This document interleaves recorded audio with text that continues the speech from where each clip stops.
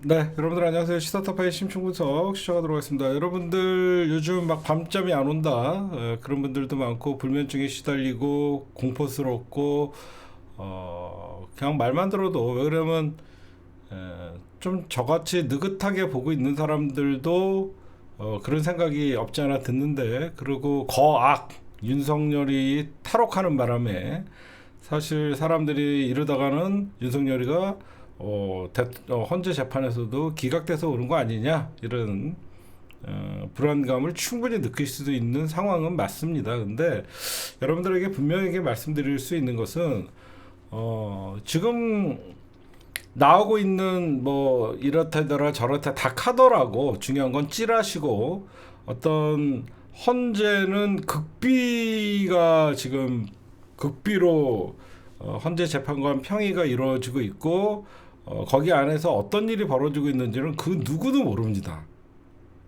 그럼에도 불구하고 여기서 이렇다 저렇다 헌재 탄핵 심판 선고가 처음에는 빠르면 3월 4일이다. 그 다음에 늦어도 14일이다.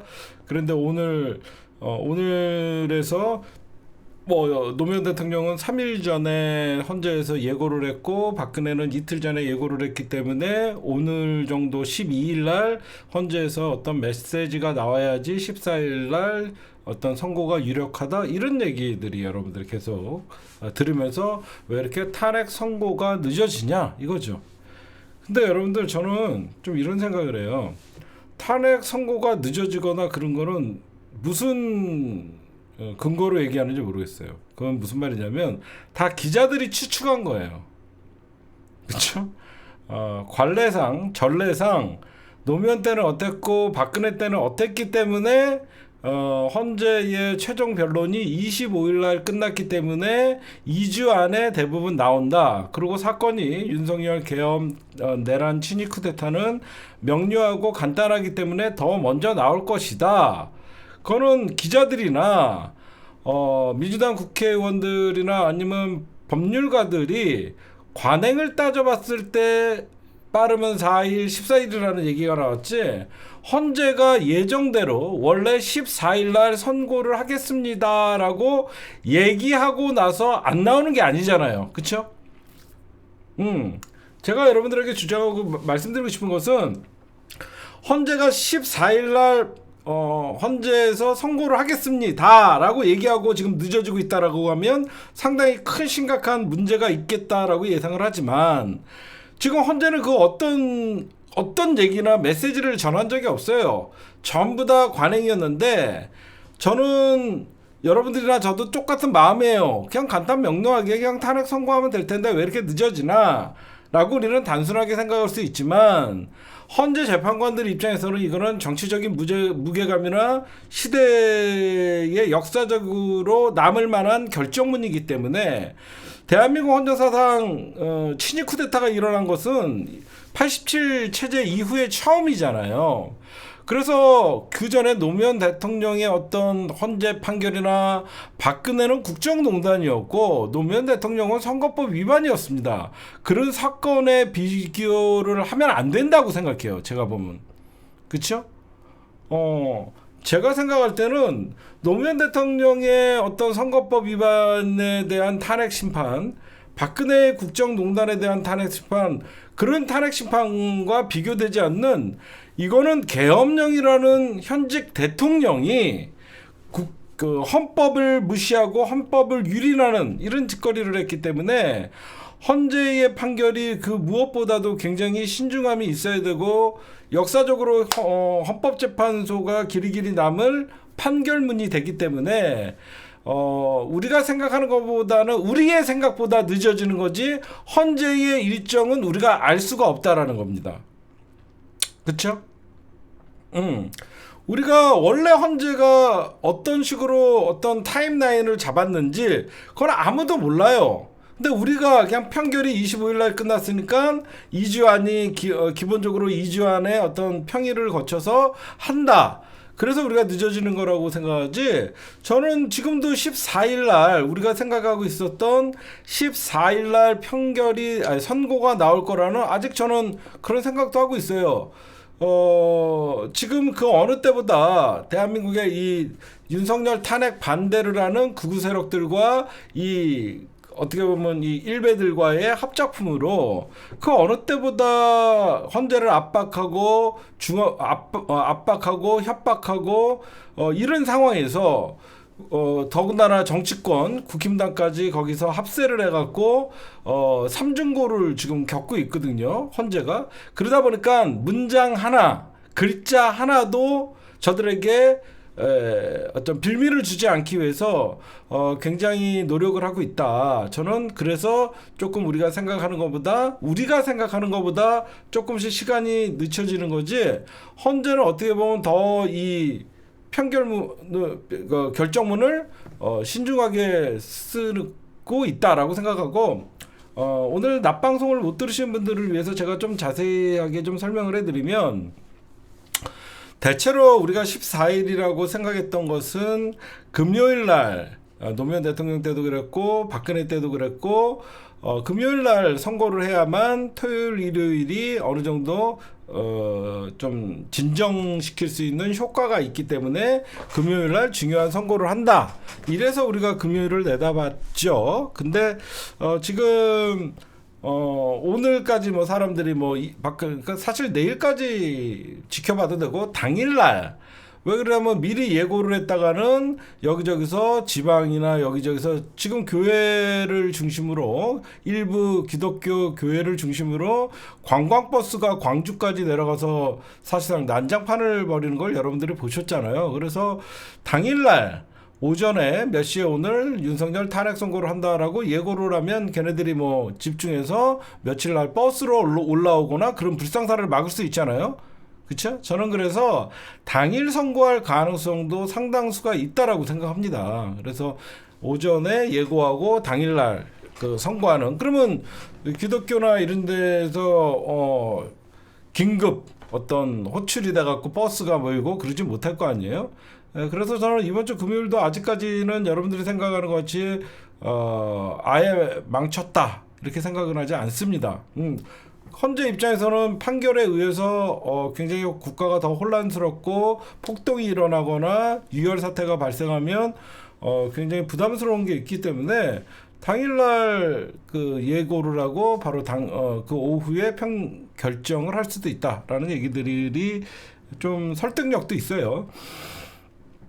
그리고 먼저 여러분들에게 좀 말씀드리면요. 헌재가 얼마나 지금 보안이 철저하냐면요. 우리가 단순히 제가 낮방송을 다시 한번 말씀드리면 헌재 재판관들은요. 한 명 한 명이 거의 팀 단위 같이 움직여요. 예를 들어서 문영배 재판관 헌법재판소 재판관실은요.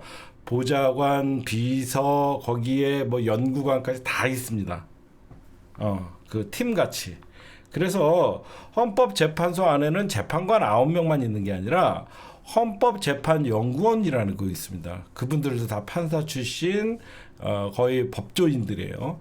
그래서 여러분들이 생각하는 그 헌법 결정문의 초안은 이미 마련됐다라고 제가 어제 방송에서 말씀드린 거는 헌법 결정문의 초안은 헌법재판관들이 쓰지 않습니다. 헌법재판연구관들이 다 씁니다. 그 헌법재판연구관들이 다 쓰면 그것을 헌법재판관들이 고칠 건 고치면서 이렇게 어떤 글자 하나 문장 하나 이런 것까지 다 고치면서 그게 헌법 초안이 마련되면 그 초안을 가지고 헌법재판관들이 모여갖고 이 부분을 어떻게 수정하는 게 좋고 이 부분을 어떻게 했고 그걸 갖고 평의 중에 계속하면 나중에 요거를 결정문으로 하자라고 이렇게 선택하면 그게 헌법재판소의 탄핵 결정문이 되는 것이고 그 결정문을 쓸 때는 이미 찬반 투표가 끝나는 겁니다. 나는 찬성이다. 나는 반대다. 라고 하면서 헌법 결정문이 완성됐다는 것은 이미 헌법재판소 내부에서 찬반 투표가 끝났다. 인용이냐 기각이냐가 끝났다는 걸 의미하는 거고 심지어 헌법재판소에서 어떤 평의가 열리고 어떤 것들이 그 누군가는 듣고 싶을 거 아닙니까? 그렇잖아. 그 누군가는 헌법재판관들이 어떤 것들에 대해서 논의를 하고 듣고 싶어 분명히 그런 인간들이 있을 거 아니에요. 그래서 헌법재판소 안에 재판관실은요, 도감청 방지 장치가 다 돼 있고요. 거기 안에 있는 어떤 직원들이나 연구관들 이런 사람들도 전부 보안각서를 쓰고요. 휴대폰조차도 어떤 재판관 하의 때나 이럴 때는 절대 들고 가지는 못하게 돼 있고, 녹취나 그런 위험성이 있어서, 그러니까 극비에 지금 평의가 열리고 있고, 평의가 끝나면 결정문 초안을 다듬고, 그 결정문 초안을 받으면 재판관들이 수정을 해서 결정문으로 완성을 하고, 그렇게 된다라고 여러분들이 좀 아시면 될 것 같고, 그 다음에 헌법재판소에서 지금 왜 그러면 이렇게 조금씩 우리가 생각하는 것보다 시간이 지체가 되냐, 이런 소리가 있어요. 이거는 헌법재판소 안에서 나오는 얘기는 아닙니다. 여러분들 어디서 어떤 방송이든지 어그로를 끄거나 이슈를 선점하려고 헌법재판소 어떤 뭐 긴급 뭐 취재, 이거 다 거짓말입니다. 그렇죠? 다 거짓말이에요. 그 어떤 것도 지금 다 자기의 뇌피셜, 저 또한 카더라. 저도 여기저기 다른 헌법학자들이나 기존의 전관 판사들에게 물어봐서 가장 합리적인 얘기를 들으면서 내 생각과 이게 굉장히 합리적인 추론이 가능하겠다라고 생각하는 것들을 여러분들에게 말씀드리는 것이지, 그 어디에서도 헌법재판소의 분위기, 뭐 카더라, 이건 다 카더라입니다. 헌법재판소의 분위기든 그 누구도 모릅니다 지금. 그렇죠? 제가 여러분들에게 말씀드리고 수 있는 건 어떤 것들이 있냐면, 많은 어떤 헌법학자들이나 그 과거 헌법재판관들 이런 분들이 얘기할 때, 지금 한창 어떤 윤석열 탄핵의 결정문 초안을 수정을 하고 있을 것이다. 왜 수정을 하고 있냐면, 이번에 그 지규현 판사가 어떤 공수처의 수사권 문제나 아니면 구속 집행의 어떤 집행 구속 기간 이외에 어떤 기소를 하는 바람에 그런 문제를 다뤘기 때문에, 오히려 이번에 헌재에서 사실 여러분들 윤석열 탄핵 심판을 우리가 지켜보면 사법부와의 조금 겹치는 부분이 없지 않아 있었어요. 형사사건과 겹치는 부분들, 국회에 군인들을 보내갖고 어떤 식으로 뭐 납치하려, 납치하려 했다, 감금하려 했다, 이런 것들은 어떤 형사사건에 있어서 문제거리가 될 수 있기 때문에, 헌재에서 이번에 모든 어떤 법원에서 그런 윤석열 구속 취소 문제나 이런 것들을 봤을 때, 헌법재판소는 여러분들에게 처음부터 제가 말씀드렸죠. 여기는 법률심이라고 형사재판이 아니기 때문에 윤석열이가 탄핵당해야 되는 위법한 행위들, 계엄 포고령이나 어떤 국회에게 군대를 보냈던 이런 일 자체가 중대한 헌법에 위배되는 일이기 때문에, 이런 것들만, 그러니까 기존에 있던 형사재판과 좀 겹쳐있던 부분들의 결정문을 좀 빼는 작업을 하지 않나, 그런 생각들을 많이 지배적으로 하시더라고요. 왜냐면 헌재에서 검찰의 김영현 공소장을 증거로 채택하고, 그런 김영현 공소장을 어떤 그 기초로 윤석열의 어떤 여러 가지 질의를 하고 그랬잖아요. 그래서 그러다 보니까 기존에 있던 제가 알기로는 이쯤 되면 윤석열의 그 결정문의 초안이 완성됐을 것이다라는 얘기들이 많았었는데, 요번 지난주 토요일에 있었던 그 법원의 판단을 가지고 사사건건 꼬투리를 잡는 국힘당이나 어떤 윤석열 세력들의 변호인단 측에 1도 빈틈을 주지 않기 위해서 형사사건과 겹치는 부분에 대해서는 결정문에서 빼고 있다는 가설이 가장 저는 합리적이라고 생각을 합니다. 일단은 그렇죠. 여러분들이 보셔도 신중에 신중을 더하고 있고, 왜 그러면 그 어떤 역사적인 판결보다도 헌재에서 판결을 했던 노무현 대통령의 판결도 역사적인 판결이었고, 박근혜 씨에 대한 판결도 역사적인 판결이었고, 지금은 더더욱더 현직 대통령의 내란 친위 쿠데타라는 정말 그 우리 헌정사상 최고의 어떤 불행이 있었기 때문에 헌재가 신중을 기하고 있다라는 얘기들을 저는 그 부분에 대해서 더 무게감을 두고 있습니다. 그래서 이런 얘기도 있어요. 그래서 내일은 알다시피 감사원장 체제에 그다음에 이창수 지검장 외 검사 3명에 대한 탄핵 선고를 하잖아요. 여러분들 그런 게 있대요. 며칠 전에 어제였나요? 13일 날 최재 감사원장과 이창수 지검장의 탄핵 선고를 하겠다라고 하면 이미 결정문이 다 작성이 되어 있는 거고 벌써 탄핵이냐 기각이냐 다 정해져 있다는 거예요. 이틀 전에 했잖아요. 그래서 우리가 14일은 물 건너가는 거 아니냐라는 얘기들이 있습니다. 뭐 그거는 우리가 저는 이창수 체제에 이런 사람들과 비교를 할 필요는 없다라고 생각해요. 무게감이라는 게 있으니까. 그래서 저는 두 번째 가장 설득력 있는 어떤 얘기들을 뭘로 꼽냐면 한덕수와 윤석열의 탄핵 심판을 동시에 같은 날 선고를 할 것이다라는 얘기들을 더 지배적이라고 생각을 합니다. 왜 그러냐면 만약에 한덕수의 탄핵 선고를 먼저 하게 될 경우에는 한덕수는 국무회의에 참석했고 어떤 마은혁 재판관의 임명을 거부했고 여러 가지 탄핵 사유에 의해서 한덕수는 탄핵이 됐는데 결국 한덕수 탄핵 사유에는 어떤 형사사건, 한덕수는 여러분들 알다시피 형사사건의 피의자로 지금 돼 있잖아요. 그래서 한덕수 사건을 미리 윤석열 사건보다 먼저 선고를 하게 되면 우리가 한덕수가 기각되냐 탄핵되냐에 따라서 사람들이 오히려 더 혼란이 올 수 있다라는 것이죠. 윤석열 탄핵 선고에 어떤 바로미터가 될 수도 있고 많은 추측이 난무할 수 있기 때문에 오히려 한덕수 탄핵 선고와 윤석열 탄핵 선고는 그날 동시에 할 가능성이 좀 지배적으로 많다라는 생각들을 하는 것 같아요. 그리고 제가 개인적으로 봐도 저는 윤석열 탄핵 선고를 만약에 오전에 하면 오후에는 한덕수 탄핵 선고를 하는 그런 시나리오를 짜지 않을까. 왜냐면 윤석열 탄핵 선고를 먼저 사실 그게 메인이니까 윤석열 탄핵 선고를 먼저 하고 이어서 그 다음에 사람들이 윤석열 탄핵됐으니까 또 뭐지 국정 공백인가? 지금 사람들 그 누구도 국정 공백이라고 생각하지 않아요. 오히려 윤석열이가 없어야지 잘 돌아가는 것이고 한덕수가 없어야지 잘 돌아가는 것이고 최상목이가 없어야지 잘 돌아간다고 생각하거든요. 사실 이 정부에 누가 지금 대통령 권한대행을 한다 그래서 나라가 똑바로 돌아간다고 생각하는 사람은 아무도 없습니다. 그나마 조기 대선을 앞두고 한덕수나 어떤 국무총리가 경제부총리보다는 국무총리가 돌아오는 게 좀 안정감이 있다라는 게 헌재의 판단이 있을 수가 있다라고 저는 생각을 하고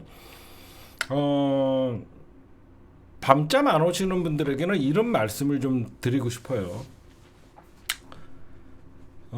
단 한 번도 여러분들 대통령 탄핵 선고에 있어서 헌재는 민심을 거역한 적이 없습니다. 그거를 여러분들이 꼭 좀 유념해 주세요. 단 한 번도 헌재는 민심을 거역하는 대통령 탄핵 선고를 한 적이 없다라는 게 노무현 대통령 탄핵 선고는 국회에서 그 당시에 한나라당과 새천년 민주당이 손을 잡고 노무현 대통령을 탄핵했지만 그때 탄핵하면 안 된다의 여론이 80%였습니다. 그때 탄핵하면 안 된다의 여론이 80%였고 결국은 노무현 대통령은 탄핵이 기각되면서 다시 돌아와서 그해 총선에서 열린 민주 진보 진영에서 처음으로 과반을 넘기는 152석이라는 의석을 차지했었죠. 박근혜 탄핵도 마찬가지입니다. 박근혜 탄핵 그때 잠깐 얘기해 드리면 노무현 대통령이 탄핵하면 안 된다는 여론이 국민의 80%였는데 그때 이제 총선을 앞두고 있었죠. 그때 이대로 총선을 치르면 국힘당은 5석도 못 얻는다는 우스갯소리가 있었어요. 그때 등장한 게 바로 무슨 선거의 여왕이라고 하면서 칠푼이가 등장해갖고 천막 당사치고 쇼를 했던 거, 여러분들 아마 정치에 조금 오랫동안 관심이 있던 사람들은 그 당시의 상황이 좀 그려질 겁니다. 그때 박근혜가 갑자기 비대위원장이 되면서 천막 당사치고 뭐 잘못했습니다라고 떠들고 그러다가 5석 얻으니 참패를 할 것이니 그러다가 그 당시에 한나라당이 121석을 얻으면서 나름 선전을 했었어요. 그러면서 박근혜가 선거의 여왕이라는 어떤 그 별명까지 얻었던 그게 바로 노무현 대통령 탄핵의 역사고, 박근혜 탄핵은 여러분들도 아시겠지만 거의 70% 이상이 국민들이 80%가 넘었습니다. 박근혜도 탄핵해야 된다라는 여론에 있었고, 결국은 그 당시에는 국힘당과 바른미래당이 지금 그 당시에 새누리당과 바른미래당이 그러니까 민주당과 바른미래당이 손을 잡고 박근혜 탄핵안을 232표였나요? 232표로 통과시키면서 현재는 8대 0으로 여러분들에게 또 여론의 민심을 거역하지 않고 했죠. 윤석열이 내란을 일으켰을 때 윤석열 탄핵해야 된다는 여론이 70%였습니다. 그러다 최근에 윤석열이 탈옥하고 윤석열이 현재 하는 모습들을 보면서 지금 윤석열은 탄핵돼야 된다는 여론이 60%예요. 한국갤럽조사에 의하면 윤석열 탄핵해야 된다는 여론은 60%, 탄핵하면 안 된다가 한 35% 됩니다. 그러면 왜 이번만큼 더 가장 악질적인 범죄를 저질렀는데도 불구하고 윤석열은 왜 이번에 탄핵하면 안 된다라는 여론이 30%, 35%가 되냐? 이거는 과거에 비춰볼 때 여러분들 생각해 보시면 과거 노무현 대통령을 탄핵했던 세력들은 한나라당 플러스 새천년 민주당이었습니다. 그렇기 때문에 당연히 역풍을 맞았던 것이고, 박근혜 탄핵을 할 때는 여러분들 보시면 민주당과 바른미래당이 손을 잡고 했었죠. 그러니까 박근혜 탄핵 때는 국힘당 자체가 분열이었습니다. 그렇죠. 국힘당 자체가 분열이기 때문에 지지층이 결집할 수가 없었어요. 지지층이 결집할 수가 없었기 때문에 그 당시에는 박근혜 탄핵의 여론이나 이런 것들이 많았고, 일부 태극기 부대와 일베들을 중심으로 이제 광장에 나서기 시작하면서 박근혜 탄핵 반대를 외치면서 그 전체적인 여론을 보면 지금보다는 그때가 더 탄핵의 여론이 더 높았고, 이번에는 국힘당 지도부 자체가 내란 공범이에요. 이게 무슨 말이냐? 박근혜 탄핵 때는 적어도 그 당시에 새누리당 의원들은 박근혜 국정농단과 관련이 없던 사람들이죠. 좀 이제 이해가 가시죠?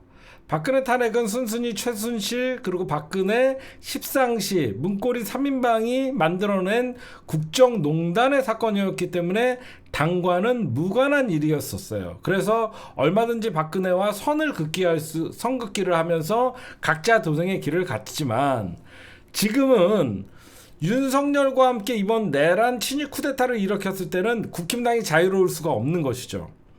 누가 봐도 추경호나 국힘당의 누구 이름만 대면 알만할 사람들이 이번 내란 사건에 깊숙이 개입돼 있고, 그렇게 하다 보면 국힘당 자체가 내란 공범이 될 수 있기 때문에 저들은 윤석열이 탄핵되는 걸 반대했고, 처음부터 지금까지 국힘당이 분열되시는 윤석열 수호를 자네들이 외치면서 여기까지가 온 것이죠. 그렇죠?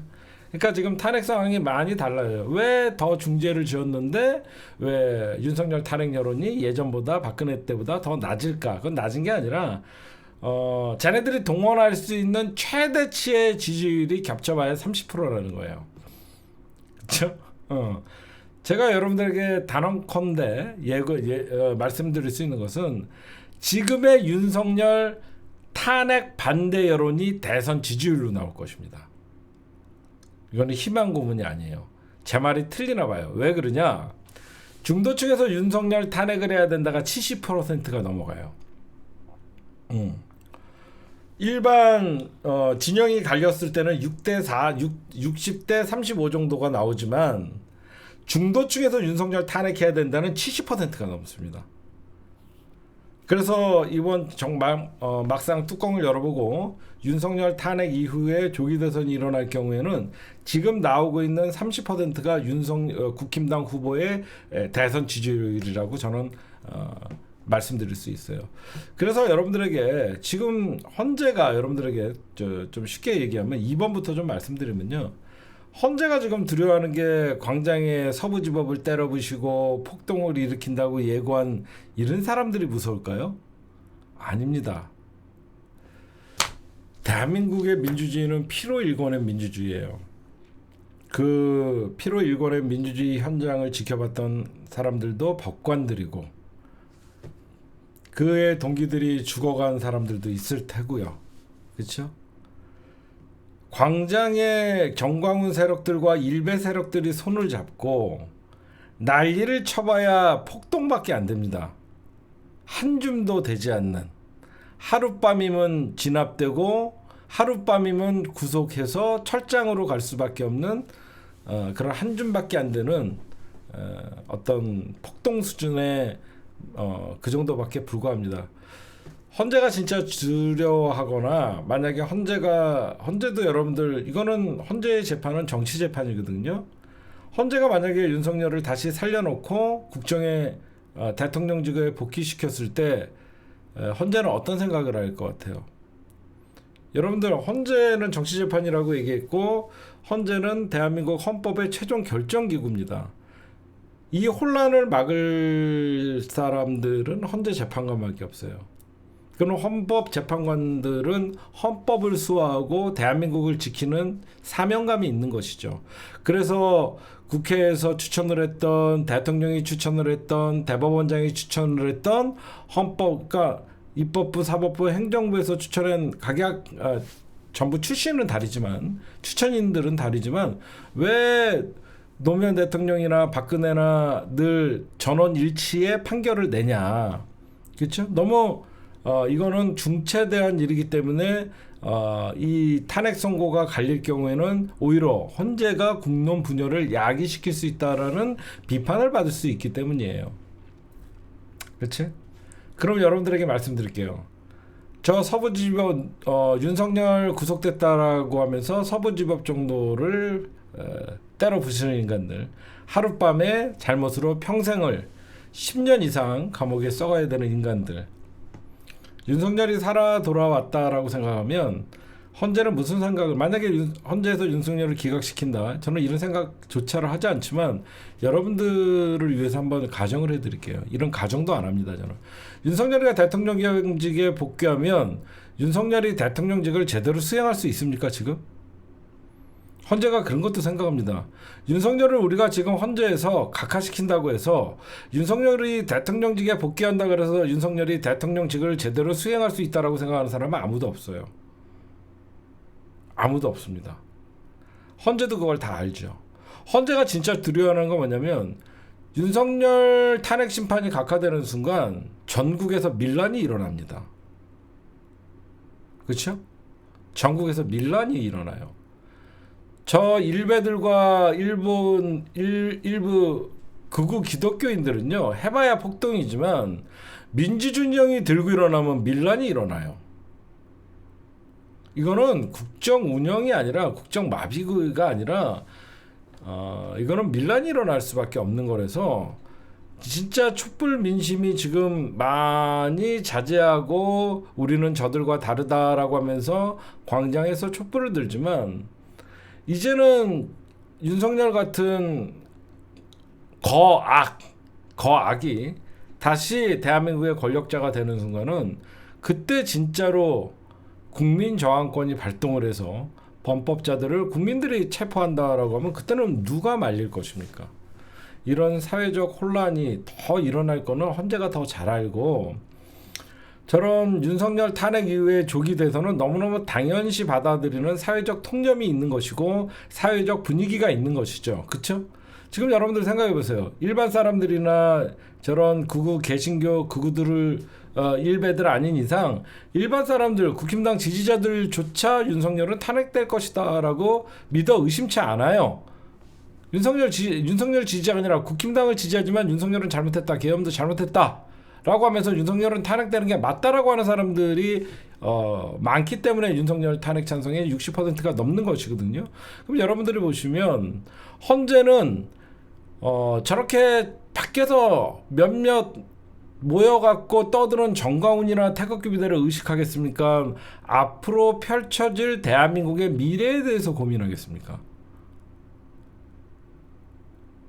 그러니까 여러분들을 보셔도 헌재 앞에서 농성 부리고 난리치는 저 일부들은 헌재 재판관들에게 단 1도 압력을 가할 수 없다. 저는 여러분들에게 그런 말씀을 드리고, 제가 그래서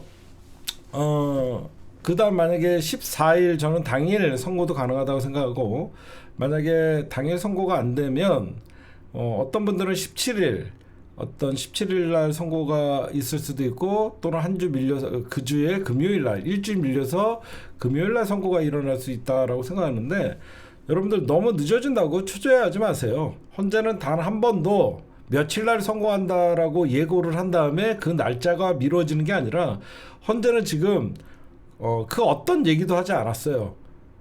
시간이 오래 걸리는지 더 신중을 가하는지 지금 그거는 그 누구도 모릅니다. 그러나 제가 늘 여러분들 앞에서 말씀드리는 거는 변하지 않는 진실이 있습니다. 윤석열은 탄핵될 것이고 조기 대선은 일어날 것이고 민주당은 정권 교체를 할 수 있을 것입니다. 이거는 변하지 않는 진실이니까 여러분들이 불안한 마음이 있더라도 우리가 이럴수록 좀 차분하게 지켜보고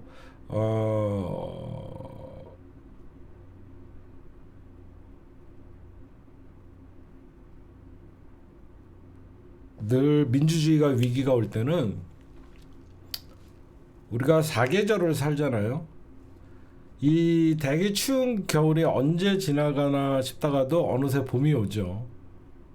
그래서 우리가 일제 식민지 시대 때도 빼앗긴 들에도 봄은 오느냐라는 어떤 그런 시도 있었고, 봄은 반드시 옵니다. 오고 있고요.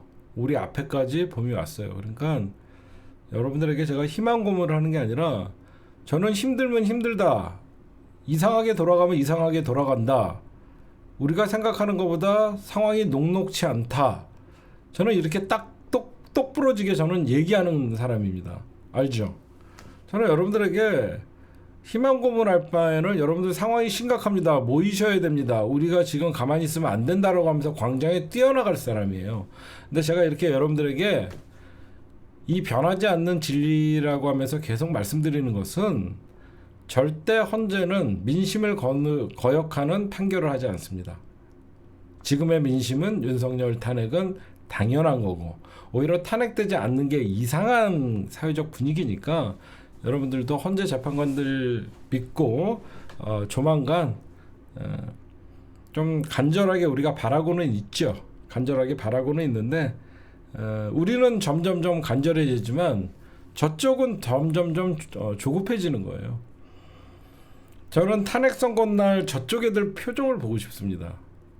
윤석열 구속 취소돼서 탈옥하고 나와서 마치 이제는 기각까지 된다라는 일부 극우들의 선동에 의해서 진짜 희망을 품고 있는 저 인간들, 윤석열 탄핵됐다는 소리 들으면 얼마나 표정이 일그러지고, 정말 저는 그런 표정을 꼭 보고 싶습니다.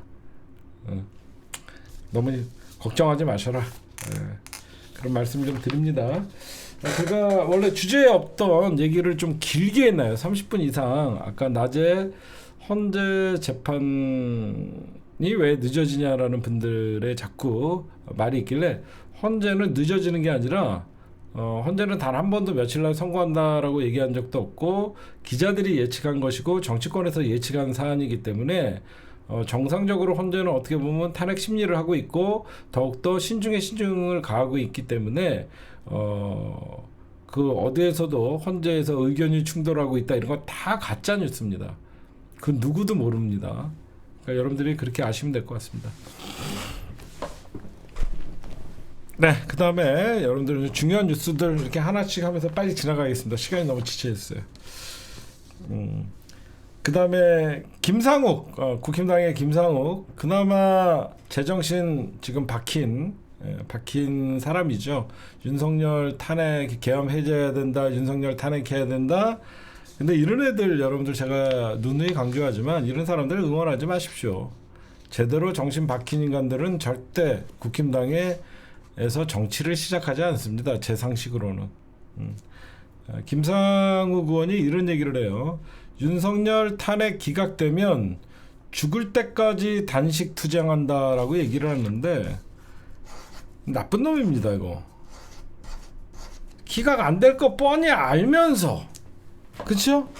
윤석열 탄핵 기각 안 되고 인용될 거 아니까 이딴 얘기하는 거예요. 나쁜 놈이에요. 윤석열 탄핵 인용되면 죽을 때까지 단식 투쟁한다 그러면 뒤질 때까지 해야 되는데 이건 너무너무 당연한 거니까. 응? 아주 얍삽한 거예요. 얍삽한 놈이에요, 이런 걸. 응? 단식 안 한다는 소리입니다. 그쵸? 그러니까 한마디로 자기 단식 안 한다는 거예요. 이런 걸 갖고 어그로 끄는 겁니다. 제가 제발 민주진영 배신했던 새끼 왔다 갔다 하는 인간들 절대 여러분들 키워줘서도 안 되고 받아줘서도 안 된다라고 저는 얘기를 늘 얘기하는 거예요. 그 다음에 국힘당 여러분들 이 얘기 좀 말씀드릴게요. 개상현이가 죄송합니다.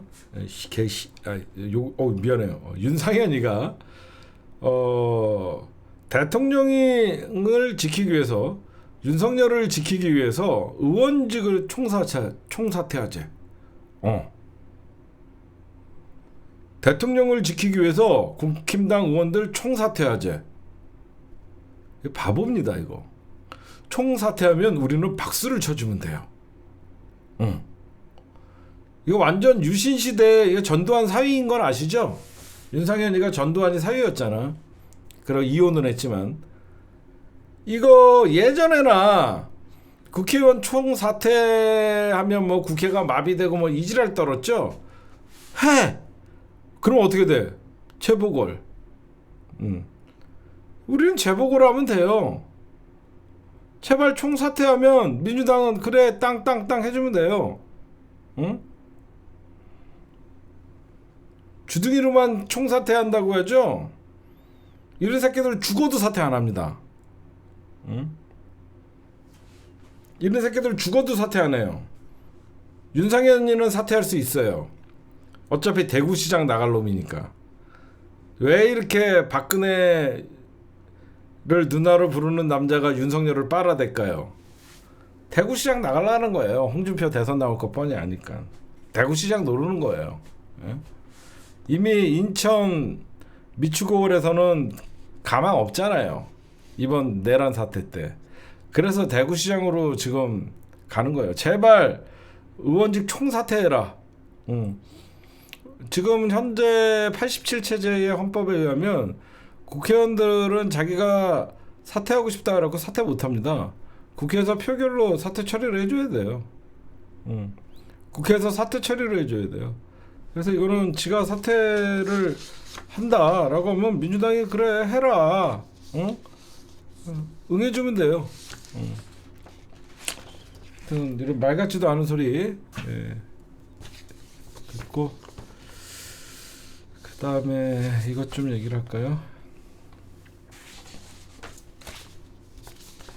오늘 일본 법원행정처장 말 한마디에 흔들리는 검찰 내부 즉시 항고 시간은 금요일까지다. 이건 여러분들이 기사를 통해서 대부분 다 보시고 아셨을 거라고 생각하는데, 오늘 여러분들 국회에서 법제사법위원회 법사위가 열렸습니다. 법사위가 왜 열렸냐면 윤석열 구속 취소에 대한 현안 질의, 긴급 현안 질의예요.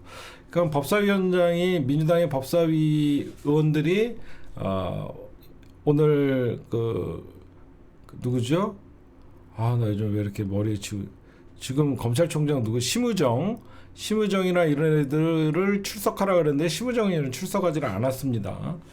그랬는데 오늘 관계자들 법원행정처장 그리고 그 법무부 장관 권한대행 김서구 뭐 이런 사람들이 이제 참여를 했죠. 그래서 법원행정처장이 윤 구속 취소는 즉시 항고가 필요하다. 이거 왜 이런 얘기를 했냐면 지금 지기현 판사도 상위 기관에다가 물어볼 필요가 있다라고 했는데 검찰이 이걸 포기한 거는 법원 행정처장도 이해가 가지 않는다는 거예요.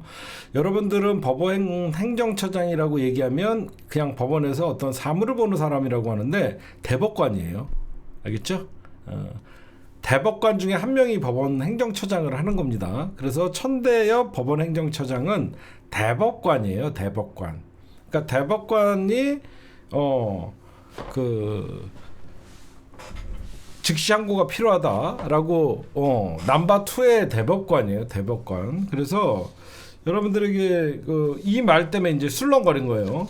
그러다 보니까 이제 박은정 의원이 물어봐요. 박은정 의원이 그럼 언제까지 즉시 항고 기간이 언제까지냐? 그 법적으로 보면 일주일이다. 일주일이기 때문에 이번 주 금요일까지는 즉시 항고가 할 수 있다라고 지금 얘기가 나오고 있는 것이고요. 그러다 보니까 법무부가 여러분들 검찰의 상위 어떤 관할을 하고 있는 법무부의 외청이 검찰청이잖아요. 그래서 이제 법무부 장관의 권한대행 김서구가 가서 이번 판결에 대해서 어떻게 생각하냐 그랬더니 의외의 대답을 합니다. 부당한 판결이었다. 그러니까 법무부 장관 대행이에요. 법무부 장관이 권한대행이 이번 지기현 판사의 판단은 부당한 결정이었다. 라고 분명히 법원의 결정이 부당하다. 라고 얘기를 했습니다. 그러다 보니까 검찰 그러나 뭐 위헌적인 요소가 있어서 항고하지 않았다. 그러다가 뒤지게 혼났죠. 당신들이 얘기하는 위헌은 구속 취소가 아니라 구속 집행 정지를 즉시 항고하지 못하게 한 게 문제가 되는 것이고 구속 취소는 위헌적인 요소가 아직 단 한 번도 판결을 받은 적이 없다. 지금 정창래 의원이 짚어줬고 그리고 더욱더 중요한 것은 위헌이냐 아니냐는 검찰이 판단할 일입니까? 사람들이 여러분들 놓치고 있어요. 아니 왜 검찰이 이거는 위헌적인 요소가 있기 때문에 항고를 안 한다? 그거는 헌재에서 판결하는 거야. 위헌이냐 아니냐는 헌재의 몫이지 검찰의 몫이 아닙니다. 그쵸? 그러니까 여러분들이 보시면 이런 사실 오늘 천대엽 법원 행정처장이나 그 김서구 법무부 장관 권한대행이 와서 얘기하는 건 자기네들도 말을 굉장히 조심스럽게 해요. 그러나 공통점은 지기현 판사의 판결은 잘못됐다. 그러나 법원행정처장은 판사가 의 판결을 존중해야 된다라는 입장이었고 그 법무부 장관 권한대행인 김서구도 어떤 부당한 결정이지만 위헌적 수단으로는 다툴 수가 없다라고 하면서 이런 말 같지도 않은 변명을 하다가 뒤지게 혼났는데 제가 왜 이런 말씀을 드리냐면 여러분들이 그러면 윤석열은 또 구속될 수 있나요? 동일 사건으로 구속은 못 시킵니다. 그게 무슨 말이냐면 현재 윤석열은 내란죄로 구속이 됐다가 구속 취소가 됐기 때문에 검사들이 동일 사건 즉 내란죄로 다시 기소를 해서 구속영장을 청구를 하지 못합니다. 그럼 누가 구속시킬 수 있냐? 판사가 구속시킬 수 있어요. 그래서 왜 이게 항고가 중요하냐면 고법에서 이걸 따졌더니 위헌 요소가 없다. 그렇죠? 시간으로 계산하는데 아무 이상 없다. 여태까지 구속은 난로했다라고 이 판결이 나오면 당연히 윤석열은 구속이 여러분들 취소가 됐지 어떤 증거인멸이라는 구속 사유가 해소된 게 아니기 때문에 상위 판결이 나오면 지기현 판사가 언제든지 윤석열은 가둘 수 있습니다. 재판 중이라도 얘가 또 다른 사고를 칠 것 같으면 판사가 긴급 명령을 통해서 바로 구속을 시킬 수 있어요. 그렇죠? 그래서 현재 법원이 행정처장의 어떤 이런 말 때문에 검찰이 술렁이고 있다라는 거예요. 왜 술렁이고 있냐라고 얘기가 나오냐면 일부 친윤 검사들이나 이 정부의 어떤 검찰 특수부 라인이나 이런 사람들을 빼면 이번에 항소 못하면 검찰 살아남지 못한다. 이런 얘기들이 이제 지배적이라는 거예요. 왜 그러냐면 지금 들려오는 소리에 의하면 오늘 차라리 대검에서 앞으로 형사소송법 기존과 같이 날로 계산해라 이런 말이라도 지침이 없었으면 자기가 스스로 내린 결정을 부정하는 이런 결정이라도 하지 않았으면 가만히라도 있을 수 있었는데 윤석열만 시간으로 계산하고 앞으로도 쭉 날로 계산하라고 하니까 이게 뭐냐라는 거예요. 검찰 안에서.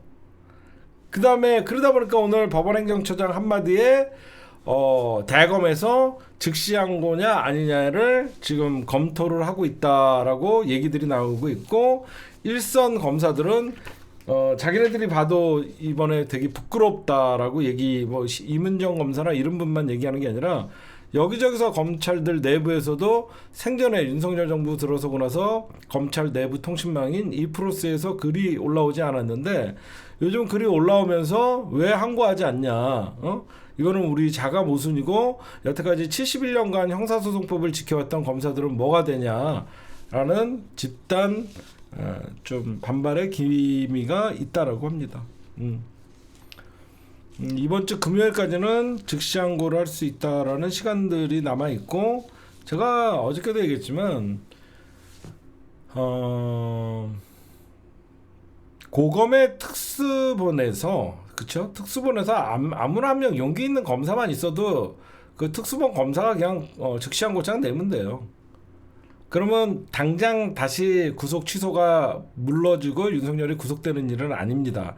하지만 상급 법원의 판결을 받으면 1심 판사가 구속 수감을 할 수가 있어요. 그런 점은 있고 하여튼 이런 것보다도 우리가 이런 이왕 나온 거 제가 보면 탄핵 심판이 있은 다음에 정상적으로 윤석열은 사실상 보호막이 제거된 불수초 대통령의 고유 권한인 불수초 특권이 없어진 다음에 직권남용이나 공직선거법 위반, 권리행사 방해 이런 것들로 그 다음에 특수공무집행 방해 이런 것들로 경찰이 어떤 영장 청구를 하고 검찰이 기소하는 정상적인 거를 다른 사건으로 잡아놓는 게 빠르다라고 저는 생각을 해요. 괜히 이거 즉시항고는 해놓으면 좋지만 이거에 우리가 굳이 의지를 해서 윤석열 어떻게 해야지보다는 또 고법 판결 기다리고 이렇게 하려면 시간 오래 걸리죠. 할 건 검찰이 하면 좋지만 우리가 진짜로 윤석열 빨리 잡아들이려면 탄핵하고 다른 사건으로 기소하고 영장 청구하고 기소해서 감옥에 가두는 게 가장 빠르다라고 여러분들에게 좀 말씀을 드립니다. 그 다음에 저게 있대요. 그래서 지금 오늘 사실 심우정의가 오늘 나와야 되는데 안 나왔거든요. 지금 법사위 정청래 의원님이 안 나온다고 가만둘 사람이 아니죠. 19일 날 심우정이랑 박세연 두 명을 환상이죠. 박세연은 이번에 특수본의 어떤 단장이었죠.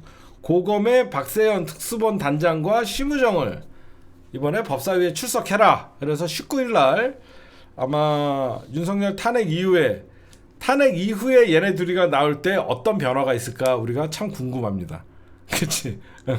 윤석열 탄핵은 19일 이전에는 나올 거 아닙니까? 그러면 그러니까 검찰도 자기 살 궁리를 해야 되고 과연 박세연이가 심우정을 들이받을 것인가? 아니면 심우정이가 자기도 발을 뺄 것인가? 그래서 19일 날 지금 법사위에서 두 명을 초청을 했다. 그 다음에 마지막으로 이 사건에 대해서 제가 말씀드리고 싶은 것은 오늘 전체적으로 천대엽 법원행정처장이 위 어떤 고법에다가 즉시 항고를 할 필요성이 있다라고 얘기했음에도 불구하고 말끝은 법원의 판결을 존중해야 된다. 저는 이게 대한민국의 엘리트주의들의 한계라고 생각합니다. 판사가 신이 아닌 이상 진짜 법원 행정처장이고 어떻게 보면 대법원의 2인자 아닙니까? 그러면 대법원장을 대신해서 왜 법관들은 사과 안 합니까? 전 정말로 검사나 판사나 정말 우리가 검찰개혁, 사법개혁의 가장 시작은 검사와 판사를 인간을 만드는 겁니다. 이게 무슨 말이냐면 검사나 판사나 자기네들은 신의 영역이라고 생각해요. 우리나라 검사 판사들은 자기네들의 신적인 존재라고 생각합니다. 내가 기소하지 않으면 너는 죄인이 아니야. 내가 너를 죄가 없어도 내가 너에게 유죄를 때리면 너는 범죄자야 라고 하는 신적 영역의 생각을 갖고 있어요. 판사도 내가 유죄라 그러면 유죄야. 내가 무죄라 그러면 무죄야. 이런 자기네들을 신으로 착각하는 검사와 판사들을 인간을 만드는 사과하는 검사, 사과하는 판사, 자기의 잘못을 인정하는 검사와 판사가 나올 때 저는 진정한 사법개혁 그리고 검찰개혁이 이루어진다라고 생각을 합니다. 저는 이번 지기현 판사는요, 판사가 법을 위반했어요. 판사가 법을 위반을 했는데 왜 잘못을 인정하지 않습니까? 그렇죠? 분명히 형사소송법에도 난로계사라는 것을 지기현 판사가 법을 위반해가면서 윤석열 맞춤형 판결을 내린 거예요. 응? 대한민국 법원은 무슨 신적 영역입니까? 왜 아무리 잘못해도 자기네들이 다시 봤더니 이 부분은 저희가 오류가 있었고 이 부분은 잘못됐고 앞으로 저희가 바로 잡겠습니다. 왜 법관은 무오류예요? 안 그래요? 법관은 지네들은 AI예요? 검사들도 왜 자기네 기소는 틀리지 않았다. 오만, 이게 바로 대한민국을 망치는 검사들과 판사들의 잘못된 인식입니다. 왜 우리가 어렸을 때부터 부모님들한테 배운 게 정말 잘못하면 남에게 사과를 하고 잘못을 인정하는 걸부터 어렸을 때부터 교육을 받잖아요. 근데 왜 이 사람들은 어렸을 때는 그런 교육을 받았을 텐데 커가면서 절대 고개 숙이지 않고 잘못했다라고 해서 얘기하지 않고 자기의 과오를 시인하지 못하는 신적 존재가 됐을까? 저는 우리가 헌법 위에 사람 없다라는 걸 다시 알려줘야 됩니다. 사람 위에 헌법 있다라는 거라는 착각에 빠져 있는 인간들이에요. 사람 위에 헌법이라고 생각하는 겁니다. 이 헌법을 왜 만들었어요? 우리 인간들을 위해서 질서를 유지하고 민주주의라는 어떤 가치를 공유하기 위해서 헌법이 존재하는 건데 헌법이 우리 국민 위해서 존재하려고 하니까 이런 결정이 난다고 생각해요. 전 적어도 법원행정처 넘버 2가 나왔다 그러면 이 부분에 대해서는 전국 법관을 대표해서 제가 사죄 말씀드리고 오류를 바로 잡겠습니다. 이런 말 한마디들 못하나? 왜 사과할 줄은 모를까 그 사람들은? 그게 참 아쉽습니다. 그 다음에 제가 또 이제 심층 분석한 거. 잠시만요. 네, 1부 녹화는 여기까지만 할게요. 네, 여러분들 국힘이 헌재의 윤석열 탄핵 각하 탄원서를 넣었죠. 그랬더니 우리 민주당이나 언론에서 헌재를 압박한다 이런 식으로 비판을 했죠. 비판을 했더니 뭐라고 얘기하냐면 압박이 아니라 읍소를 한 것이다 라는 말장난을 했어요. 근데 이게 여러분들 뭐가 국힘당 의원 82명이 나경원 주도로 했다라는 걸 여러분들이 잘 보셔야 됩니다. 나경원 주도로. 지금 국힘당 의원들 80명 대부분 여러분들 연고지가 어디죠? TK 지역이죠. 강남 또는 서울에서는. 이거는요. 겉으로는 윤석열 탄핵 반대를 외치지만 다 자기 정치 행보하는 거예요. 겉으로는 윤석열을 위하는 것 같지만 그 뒤에서는 다 자기 정치하는 겁니다. 나경원은 이번에 윤석열 탄핵 반대에 가장 앞장섰던 사람으로 조기 대선에 나오려고 하는 것이고, 왜? 김문수가 대선에 나오지 않겠다고 선언을 했기 때문에 김문수가 나오지 않으면 가장 적극적으로 대선 후보 중에서 윤석열의 탄핵 반대를 외친 사람은 홍준표가 아니라 나경원이가 되는 것이죠. 그럼 나경원이는 대선에서 자기가 당선될 확률이 있다라고 생각하냐? 아닙니다. 나경원이가 진짜 노리는 것은 서울시장이에요. 자기 정치하는 거예요. 그렇죠? 지난번에도 나경원이는 서울시장 경선에서 오세발이한테 깨졌죠. 명태균에 의해서. 나경원이가 진짜 노리는 것은 대선 후보감이었던 사람이 서울시장으로 나가면 굉장히 무게감이 있기 때문에 자기가 여태까지 서울시장 당내 경선에서 매번 참패를 했잖아요. 지난번에는 오세훈에게 졌고 여러 번 박원순 시장에게도 졌고 이런 경험이 있기 때문에 나경원이는 지금 이런 어떤 말도 안 되는, 나경원이가 얘기하는 거 보면 더 웃겨요. 여러분들 이게 왜 앞뒤가 맞지 않냐면요, 나경원이가 이렇게 얘기를 해요.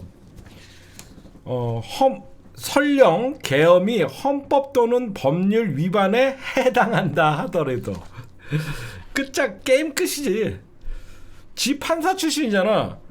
계엄령이 헌법이나 법률 위반에 해당한다고 하더라도 헌재는 헌법과 법률의 위반을 했냐 안 했냐만 보는 데인데 뭐라고 얘기했냐면 민주당의 의회 독재의 심각성을 고려해서 기각 결정을 해달래요. 책임을 민주당 때문에 계엄령을 선포했다라고 하니까 이거는 오히려 나경원이가 이거는 윤석열 파면하라는 소리예요. 그쵸? 생각해봐요. 민주당의 의회 독재의 심각성을 고려해서 기각해달라. 그러면 민주당의 의회 독재 때문에 계엄령을 선포했다. 계엄령 선포 요건에 야당의 독주 현상이 있으면 계엄령을 선포하라.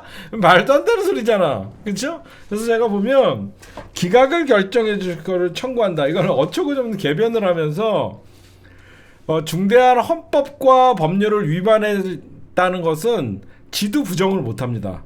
근데 야당이 책임이다라고 돌리기로 한 것이고, 이미 탄핵 헌재에서 이런 얘기를 했어요.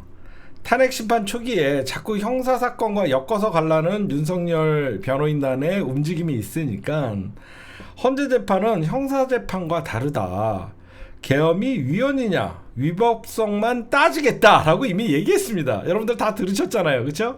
그 당시에 문영배 재판관님이 헌재는 형사재판과 다르기 때문에 계엄이 위헌이냐 아니냐 위법성이 있냐 아니냐 요거만 따지겠다라고 얘기했어요. 그래서 여러분들에게 제가 계속 헌재 재판이 전혀 여러분들 걱정하지 말라고 했던 이유가 이 계엄의 위헌이냐 위법성이 있냐 이거는 진보와 보수 이념적인 어떤 차이가 있더라도 헌법재판관들은 법을 다루는 사람들이기 때문에 형사재판은 어떤 원인과 결과 그리고 여러 가지 증거가 필요하지만 이거는 증거는 이미 차고 넘치죠. 라이브 중계가 한두 개입니까? 공중파에서 라이브를 했는데 이거는 여러분들 오늘 나경원과 82명의 의원들이 헌법재판소에 탄원서를 낸 거는 헌법재판관들을 보라고 낸 겁니까? 지지자들이 향해서 이번 탄원서를 냈겠습니까? 이제 아시겠죠? 왜 이번에 나경원 주도로 헌법재판소에 탄원서를 냈냐? 이거는 헌법재판관들이 봐달라고 낸 게 아니라 윤석열 극렬 지지자들에게 보내는, 저는 윤석열을 사랑합니다. 윤석열 탄핵을 반대했던 사람입니다. 라고 하면서 눈도장 찍기에 급급해서 82명이 합류한 것이다. 라고 보는 게 가장 여러분들 합리적인 추론이 아닌가 생각하시고 하면 될 것 같습니다. 왜 그러면 나경원이는 이 극우들의 표가 당내 경선에서는 절실히 필요한 사람이니까 여러분들이 그렇게 분석을 하면 될 거예요. 그렇죠? 이거는 헌재에 보내는 탄원서가 아니라 윤석열 극렬 지지자들 지금 광장에 그들에게 보내는 러브레터다. 그렇게 저는 정리하도록 하겠습니다. 그 다음에 아까도 잠깐 말씀드렸지만 그 윤석열 탄핵을 기각했을 때는 밀란이 일어나요. 헌재가 그걸 모를 리가 없습니다. 윤석열 구속시키면 폭동이 일어날 수는 있지만 윤석열 기각시키면요, 윤석열이가 돌아와갖고 대통령직을 정상적으로 수행할 수 없다는 건 누구보다도 잘 알고요. 현재 그런 상황이다라고 말씀드리고, 그 다음에 이재명 당대표님의 암살 예고 제보, 이거 제가 좀 민주당 의원님들에게 좀 알아봤어요. 그럼 어디서 이 제보를 받았냐? 군에서 받았답니다. 군에서 받았고, 군 누구에게 받았냐? 정보장교, 즉 정보를 취급하는 군 내부에서 받았다고 합니다. 그래서 지금 그 군의 정보장교가 지금 과거에 방첩단 HID 오비들이나 707 대테러부대 오비들이 러시아제 권총으로 밀수해서, 불법으로 밀수해서 구체적으로 이재명 당대표를 저격 계획을 세우고 있다라는 구체적으로 제보를 받았다고 합니다. 지금 그러면 여러분들이 보셔도 지금 윤석열 정부가 정상적으로 가동이 되고 있지 않기 때문에 정말 깨어있는 군인들도 있을 테고, 깨어있는 검사들도 있을 테고, 깨어있는 행정 공무원들도 있을 거 아닙니까? 그래서 경호처에서 어떤 일이 벌어지고 있는 것도 지금 다 나오죠. 제가 옛날에 윤석열 레임덕은 시작했다라고, 시작부터 레임덕이다라고 여러분들에게 말씀드렸을 때가 뭐냐면, 레임덕 현상이 가장 두드러지게 나타나는 현상은 뭐냐면, 우리가 몰라도 되는 정보가 밖으로 나오는 거예요. 그렇죠? 이거는 누가 봐도 군 정보사 장교 출신으로부터 들어온 제보고, 지금 러시아제 권총을 밀수해서 암살 계획도 구체적으로 세우고 있기 때문에, 그래서 이재명 당대표가, 이게 사실 지난주에 입수가 됐거든요. 지난주에 이 정보가 입수돼서 이재명 당대표께서 10일과 11일 날 촛불 집회에 참석을 하지 않았던 겁니다. 그리고 민주당이 지금 매일 8.7km에 달하는 도보 행진도 이재명 당대표가 나서지 않겠다라고 얘기들이 나오고 있는 거고, 군 측에서 받은 정보고요. 지금 제가 왜 이런 말씀을 드리냐면요, 저는 윤석열 파면 이후가 이 사람들이 이재명 당대표의 저격 날짜를 잡았다는 저는 얘기를 들었거든요. 그러니까 파면 이후에 이재명 당대표가 유력한 대선 후보이기 때문에 민주당을 흔들고 윤석열을 지킬 수 있는 방법은 유력한 대선 후보를 죽이면 민주당은 혼란 속에 빠져들 수밖에 없고, 대선은 연기가 되거나 아니면 민주당은 급하게 다시 대선 후보를 뽑아야 되는 그런 시기가 되죠. 파면 이후가 굉장히 중요합니다. 그래서 여러분들 미국도요, 트럼프나 이런 유력한 대선 후보가, 즉 민주당의 대선 후보가 이재명 당대표가 딱 되는 순간 대통령에 준하는 경호가 붙어요. 미국은 현직 대통령에 준하는 대통령 후보 도전자, 만약에 지난번에 바이든 민주당 정권이 잡혔을 때 공화당의 트럼프도 대통령급의 경호를 하는데, 저는 민주당 한 번 실수했죠. 저는 여러분들에게 이 말씀을 꼭 드리고 싶어요. 민주당 의원님들, 그리고 민주당 당직자 여러분들, 이미 여러분들은 한 번 실수했습니다. 이재명 당대표를 사지로 몰 뻔했어요. 그런데도 불구하고 몇몇 경호원들 붙여갖고 경호한다는 건 말도 안 됩니다.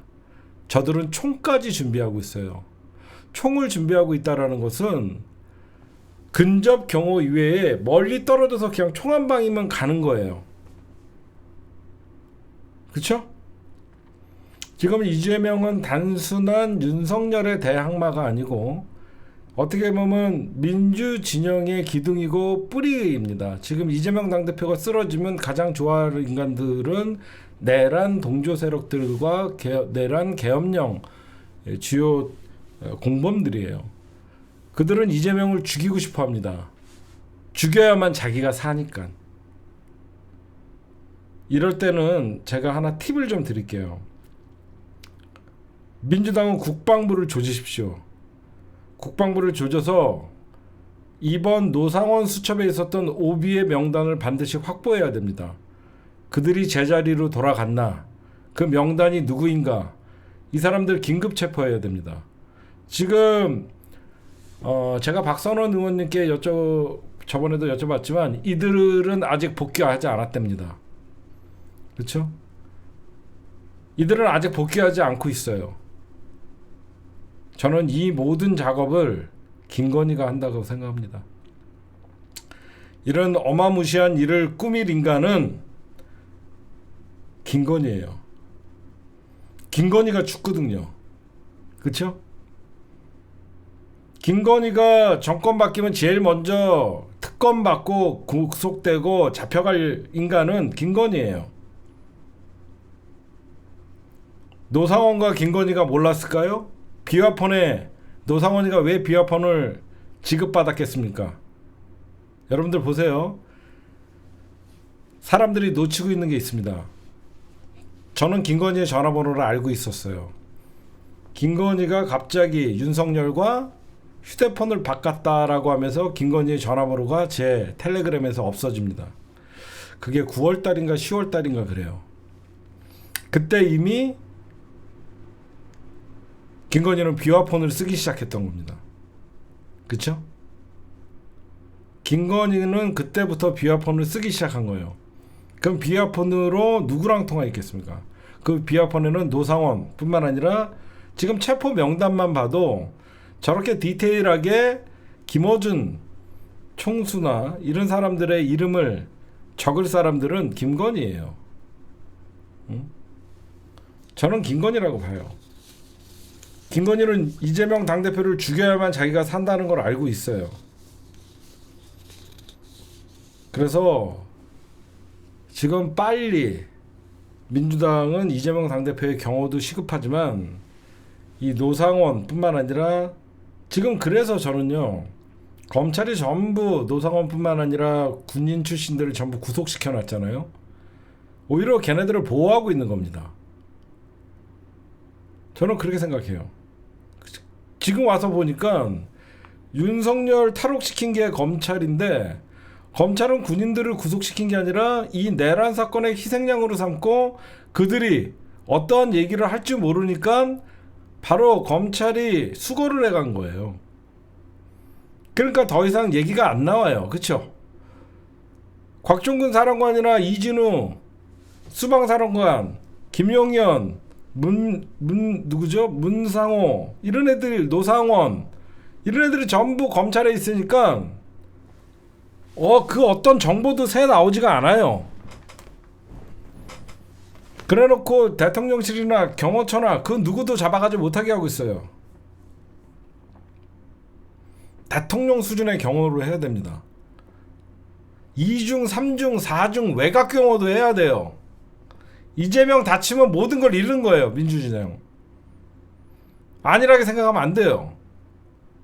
그쵸? 막말로 러시아제 권총을 밀수하는 새끼들 같으면요, 제가 여러분들이 놓치고 있는 거 하나만 말씀드릴게요. 얘네들은 자폭할 수도 있습니다. 폭탄을 들고 뛰어들어올 수도 있어요. 엄청난 테러를 할 수도 있어요. 시민들과 함께 같이 죽을 수도 있어요. 얘네들은 사실 여러분들 특수부대가 왜 특수부대인 줄 아세요? 폭파 전문가들이에요. 그렇죠? HID, 북파공작원, 얘네들 전부 폭파 전문가들이에요. 707, 기본이 폭파 전문가들입니다. 저도 708 군대에 있을 때 여러가지 폭발물들을 달았어요. 왜 특수부대라고 하는지 아세요? 통신, 저격, 폭발물, 여러가지 그 어떤 총이 오든 어떤 무기가 오든 다 다룰 줄 알아요.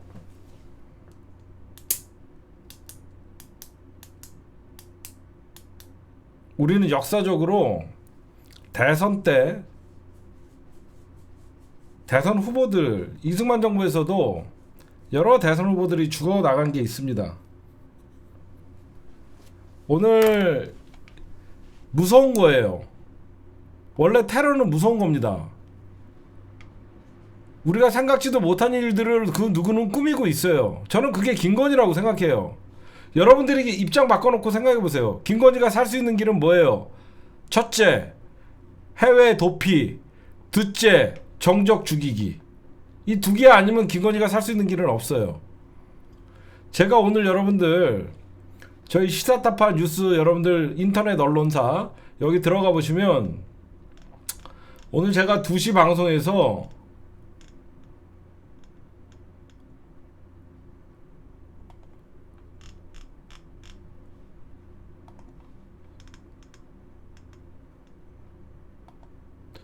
이재명 대통령 경호 시급하다. 대통령급 경호라고 제가 분명히 얘기했습니다. 윤 파면 이유가 더 위험. 제가 오늘 이경 대변인 장인수 기자랑 셋이 이거를 다뤘었습니다. 차기 유력한 대통령 후보를 제거할 수 있는 방법은 죽이는 것밖에 없어요. 조기 대선 후 테러 위험 더 높아진다. 이경 대변인 단순한 공포심 유발이 아니라 실행 가능성이 충분하다. 저들은 무슨 일을 할지 모르고. 장인수 기자, 테러 수사에도 원칙 없이 정치적 잣대가 적용되는 게 문제다. 장인수 기자가 얘기한 건 뭐냐면 오늘 제가 경찰청장 직무대행자가 나와서 하는 얘기 보고 정말 울분을토했습니다.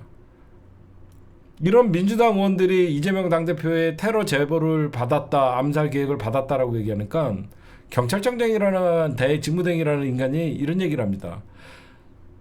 민주당이나 국힘당이나 양쪽 모두 정치인들을 죽인다는 제보를 저희는 많이 받고 있습니다. 아무렇지도 않은 것 같이. 이재명 당대표뿐만 아니라 저쪽도 암살한다 이런 제보를 양쪽에서 많이 한다. 장난치는 것도 아니고 2중 3중 경호를 하든 생각을 안 하고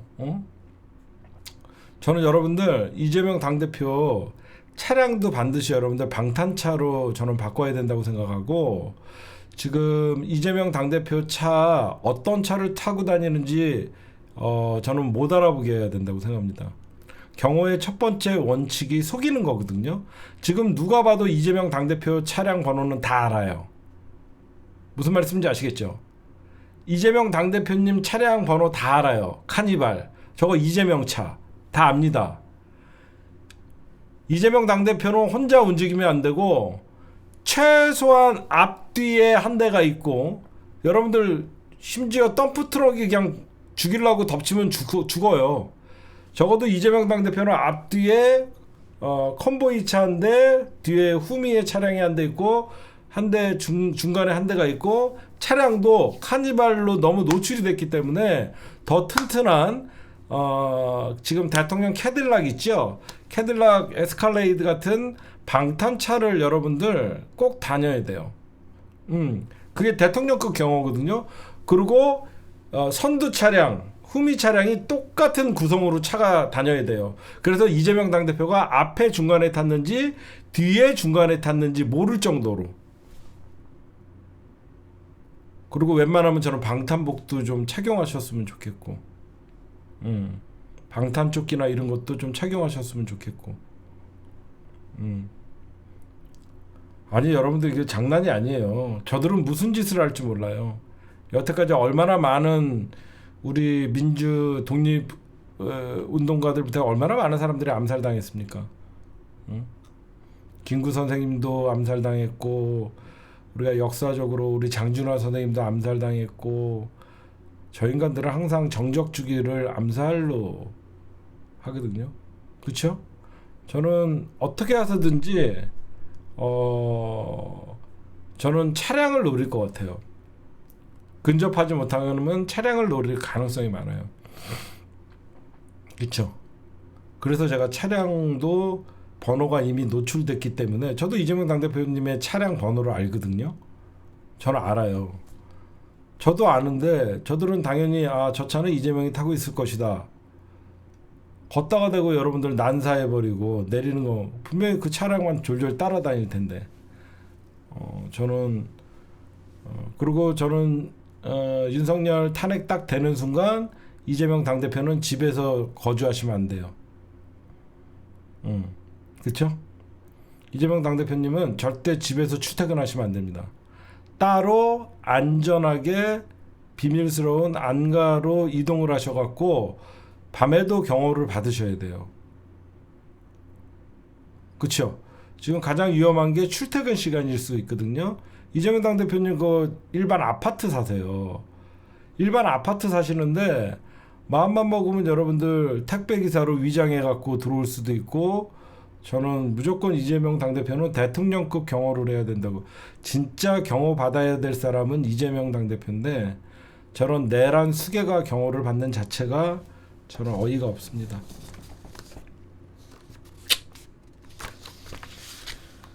근데 이런 정보가 여러분들 한두 건이 접수가 된 게 아니라요. 제가 알았는데 이게 민주당이 설마 하면서 하는데 군에서 계속 비슷한 정보가 계속 들어왔대요.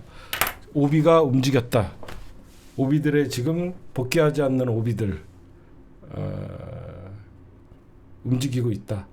근데 다행히 여러분들 박선원 의원님이랑 지금 김병기 의원님 이쪽이 국정원이나 이쪽을 꿰뚫고 있잖아요.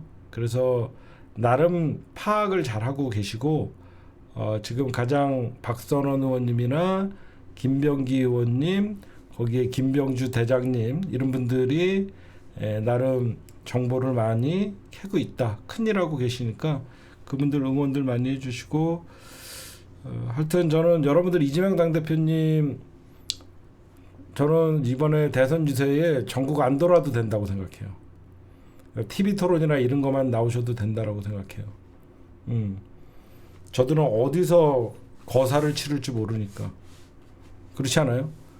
만약에 윤석열 탄핵 이후에 대선을 만약에 한다면 굳이 이재명 당대표님 시장 다니시고 이런 위험에 노출시키지 않았으면 좋겠어요. 저것들은 진짜 상식 바뀌고 인간이 아니에요. 저는 그런 생각을 하고, 이 모든 배후에는 어마어마한 보이지 않는 돈들이 투입되고 있고, 그 돈은 어디서 났을까? 저는 분명히 마약 자금이라고 생각하고 배우는 김건희라고 생각합니다. 대한민국의 악의 축은 김건희로부터 시작한다. 이렇게 여러분들이 좀 왜 김건희는 대통령이 돼서도 주가 조작에 가담을 하고 마약 사건에 연루가 됐다는 의혹을 받을까? 이런 일들, 돈이 많이 들어가는 일들을 위해서 하지 않을까? 전 제발 이재명 당대표님, 여러분들이 유튜버들도 조심하시고, 유튜버를 위장해갖고 여러분들 이재명 화이팅 하면서 다가오면 이재명 당대표님 우리 편인 줄 알잖아. 그렇지 않아? 저는 유튜버들 자제를 해야 된다고 생각하는 게, 유튜버인 척하면서 이재명 외치면서 갖다 대다가 갑자기 주머니에서 손 꺼내면 누가 누군지 어떻게 알아? 그렇지 않아요? 지금 이재명 당대표 유튜브들 굉장히 근접으로 하게끔 해주고 악수해주고 다 그러는데, 우리가 아는 유튜브들도 있지만 모르는 유튜브들도 있는데 그 속 안에 끼어갖고 가장 근접하기 좋은 게 유튜버들이거든요. 저는 좀 조심해야 된다. 네, 그런 말씀을 드리고, 저도 열심히, 또 제가 취재원 중에 전 정보사 기무사 있죠, 방첩사에 있던 퇴역한 분이 있어요. 그 취재를 제 아는 후배가 하고 있어요. 그 후배가 취재를 하는데, 여러분들에게 이건 마지막으로 알려드릴게요. 퇴역한 오비들 있죠, 퇴역한 정보사 뭐 HID나 이런 애들이랑 취재할 때 어디서 하는 줄 아세요? 사우나에서 합니다. 그 사람들은 어디서 만나자고 하냐면요, 사우나에서 만나자 그래요. 아무것도 녹취나 못하게 사우나 탕에서 얘기해요. 그런 거 모르죠? 그런 취재도 있습니다. 어디서 만날까요? 어디 사우나로 와. 그러면 아무것도 못 갖고 들어갔잖아. 어, 그죠? 녹지도 못하고 그래서 사우나에서 만나서 이것저것 얘기해 줍니다. 그런 취재도 있어요. 여러분들에게 저도 그쪽에서 정보도 많으니까 저도 최대한 취재도 하고 저희 기자들도 취재 열심히 하고 있어요. 그리고 가장 여러분들 이재명 당대표에 근접할 수 있는 게 여러분들 저거 아셔야 돼요. 의외의 사람이 테러를 하거든요. 이번 테러를 만약에 기획한다 그러면 여자입니다.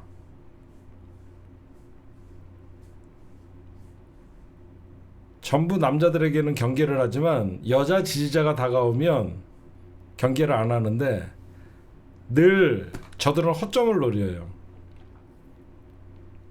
그렇죠?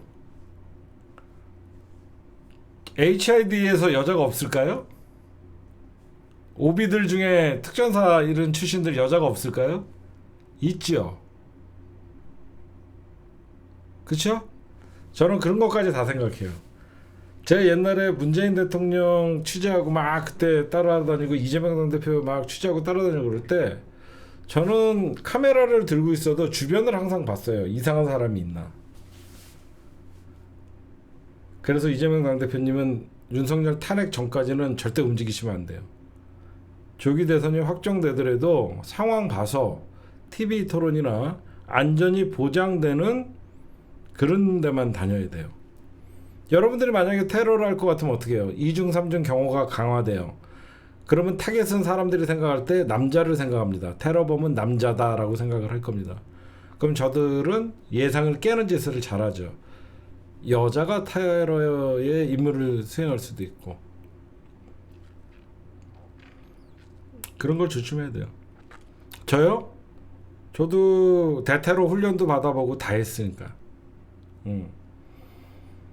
옛날에 제가 군대에 있을 때 한 가지 말씀드리면 북한의 무장공비가 침투했을 때 저는 실탄을 지급받았었어요. 왜 그러냐면 제가 경기도에 근무하는 특수부대에 있었는데 그 북한 무장공비들의 탈출로를 쫓아봤더니 강릉에서 서울 쪽으로 오고 있다라는 거예요. 근데 이 서울의 인근에는 출동할 수 있는 부대가 방위부대밖에 없는 거예요. 그래서 제가 군대 갔을 때 가장 긴장감이 높았던 때가 그때였는데 1인당 실탄을 140발인가 지급을 받았나? 실탄을 지급을 받고 이동을 했죠. 이동을 해서 진짜로 그렇게 했던 적도 있고. 하여튼 저는 이런 말씀을 좀 드리고 싶어요. 이재명 당대표 지지자라면 현장에서 서로 근처에 못 가게 하기. 알겠죠? 현장에서 예전에 문재인 대통령 대선 유세 때도 시민들이 적전 지금 아무나 막 달려들어갖고 악수하려고 그러잖아. 진짜 지지자들이면 서로 더 이상 못 가게 하기. 거기 위반하는 사람은 이상한 사람. 그런 운동을 좀 해야 돼요. 옛날에 문재인 대통령 대선 유세 때도 그 당시에 문펜에서 자체 경호단을 꾸려갖고 이게 손에 손을 잡고 문재인 대통령 이동할 때 이렇게 했거든요. 지금 이재명 당대표님만 보면 막 사진 찍고 이재명 당대표님이 너무 스킨십이 좋으시잖아. 그래서 지지자들이 그거는 컨트롤해야 돼요. 지지자들이 절대 5m, 2m면 바로 여기인데 10m나 5m 안에 못 들어가게 그런 거 하셔야 돼요.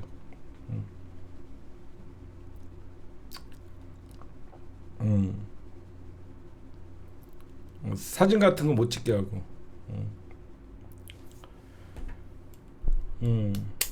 아니 진짜 이거는 과할 정도로 경계해야 돼. 그렇지 않아요? 과할 정도로. 자칫 실수하면 끝나는 거니까. 과할 정도로. 과할 정도로 경계해야 돼. 무조건 시장 이런 데는 다니실 필요 없고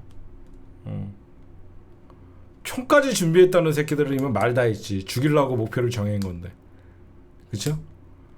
죽이려고 목표를 정했는데 죽이려고 달려들면 막기가 힘들어요. 그러니까 우리가 과할 정도로 지금부터는 대선, 조기 대선도 중요하지만 이재명 당대표의 안위가 더 중요한 순간이에요. 그렇게 말씀드리고, 네, 오늘 여러분들 저희 시사타파 뉴스 모르시는 분들을 위해서 광고 한 번만, 광고가 아니라 좀 안내 좀 하나 해드릴게요. 저희 시사타파 뉴스는 저는 시사타파 미디어에 시사타파 TV가 속해 있는 것이고요. 시사타파 뉴스라고 인터넷 언론사입니다. 여러분들이 다음과 네이버에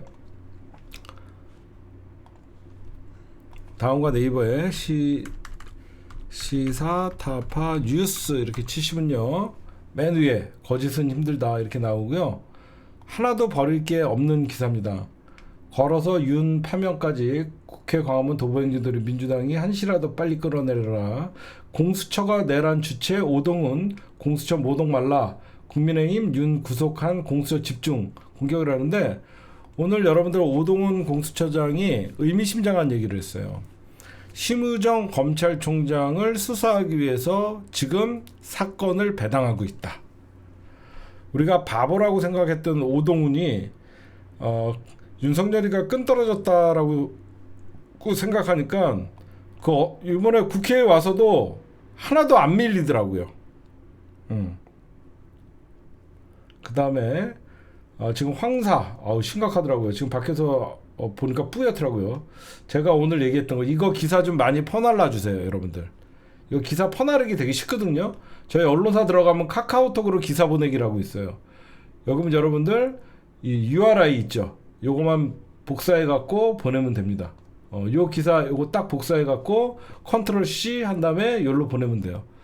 이재명 당대표님의 얘기를 제가 오늘 2시에 방송했던 모습이고, 이때 이경 대변인님, 장인수 기자님, 제가 셋이서 오늘 중요한 오늘 기사입니다, 이거. 그래서 여러분들이 저희 2시에 시사타파 TV에서 방송 제목은 2시입니다. 월수금, 월요일, 금요일, 수요일, 월요일, 수요일, 금요일 일주일에 3번 해요. 우리 이경 대변인님, 장인수 기자님 제가였고, 제가 대부분 분석은 많이 하고 장인수 기자님은 기자의 시각으로 진행을 해주시고, 이경 대변인님은 정당인 출신이기 때문에, 정당인이고 지금도 이경 대변인님이 현재 민주당의 일이나 이런 것들을 취재해서 알려주는 거예요. 지금 방송 초기라서 오늘은 약간 오디오 상태가 안 좋다고 여러분들에게 좀 항의를 들었는데, 저희가 조금 더 잘 준비해 갖고 시작할 때 인트로 영상이나 마지막 끝날 때 엔딩 영상도 준비해 갖고 하도록 할게요, 여러분들. 잘 준비할게요. 그 다음에 오늘 제가 방송에서 얘기를 하는데, 오늘 광화문 광장에서 임종석, 이광재, 김부겸, 이재명, 김경수, 박용진, 얘는 왜 낀 거니? 이쪽은 그래도 이해가 가. 그쵸? 문재인 정부의 비서실장, 그래도 노무현 정부의 우광재, 그래도 전 국무총리, 김경수 경남도지사, 얘 뭐니? 얘는 왜 낀 거니? 얘 좀 빼자. 얘는 그냥 늘 조선일보 늘 비명계로서 얘기하면 조선일보가 받았어. 얘 여기 왜 낀 거야? 결국은 어때요? 윤석열 탈옥하니까 비명계가 통합이고 나발이고, 친명 비명 없다 단일대오. 제가 얘기했죠, 여러분들. 그쵸? 친명 비명이고 나발이고 탈옥했으니까 이 새끼 다시 잡아놓자. 지금 그래서 오늘 제가 이런 얘기를 드렸죠. 윤석열이가 탈옥할 때 민주당 오! 하면서 다 놀랬죠. 우리 민주신용 막 밤잠을 못 자시는 분들도 있었지만, 제가 가장 먼저 정치 분석에서 이런 얘기를 했죠. 제 방송을 들었던 분들은, 여러분들 좀 죄송하지만 저는 이거를 정치적으로 본다, 정무적 판단으로 하면 윤석열 탈옥은 사실 이번 대선 구도가 자칫하면 이재명 대 반 이재명의 선거로 갈 수 있었는데, 이재명 대 윤석열, 내란 척결이냐 내란 옹호냐로 갈 수 있는 좋은 선거 구도가 마련돼 있다라는 분석을 좀 드렸죠. 그렇죠? 생각나시는 분도 있어요? 제가 며칠 전에 여러분들 저도 뭐 깜짝 놀라고 그랬지만 사실 이번 윤석열 탈옥으로 이재명 당대표가 가장 수혜자예요, 사실. 정치공학적으로 보면 가장 수혜자입니다. 가장 피해를 입은 거는 한동훈이죠. 콘서트 열고 지 혼자 무슨 내란은 잘못된 겁니다. 탄핵은 정당했습니다. 이 지랄 떨다가 갑자기 살아 들어가니까 한번 만나고 싶습니다. 이 지랄 떨거든요. 그쵸? 그래서 지금 여러분들이 보시면 제가 분명히